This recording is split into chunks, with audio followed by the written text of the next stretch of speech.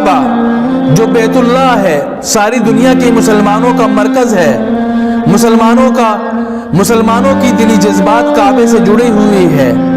بیت اللہ حرم شریف جو مکے میں ہے، دنیا کا افضل ترین مقام ہے۔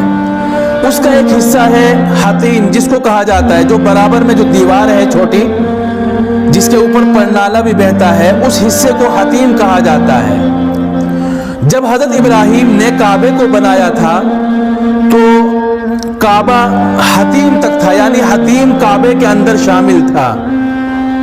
لیکن ایک دفعہ کفار مکہ نے اس کی تعمیر کی، اس کی مرمت کی، تو ان کے پاس اتنا پیسہ نہیں تھا کہ پورے کعبے کی تعمیر کر سکے، اس کی چنائی کر سکے۔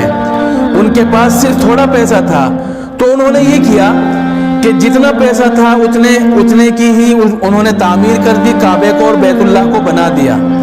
باقی جتنا حصہ اس سے باہر رہ گیا اس کی تعمیر نہیں کی، اس کو چھوڑ دیا۔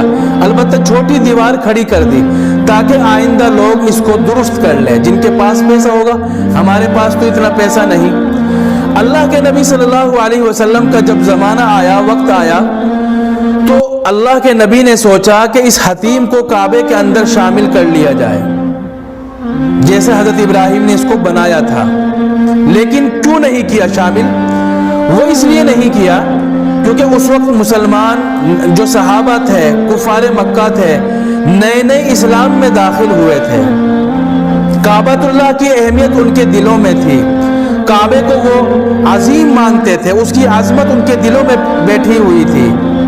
تو اگر حضور کعبے کو توڑ کر حتیم کو اس کے اندر شامل کرتے تو لوگ بدگمان ہو جاتے، بددل ہو جاتے۔ کچھ لوگ تو جو اللہ کے نبی کے مزاج کو سمجھتے ہیں، وہ تو اس بات کو غلط نہ سمجھتے، لیکن جو نئے نئے اسلام میں داخل ہوئے تھے وہ یہ سوچتے کہ بھئی یہ کیسا نبی ہے، اللہ کے گھر کو ہی توڑ رہا ہے، اللہ کے گھر کو بھی نہیں چھوڑ رہا ہے۔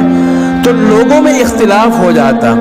لوگوں کو نزاع اور جھگڑے سے بچانے کے لیے اللہ کے نبی نے کعبے کو اپنی جگہ پر رہنے دیا اور حتیم کو کعبے سے باہر ہی رکھا، اس کی عمارت سے، اس کی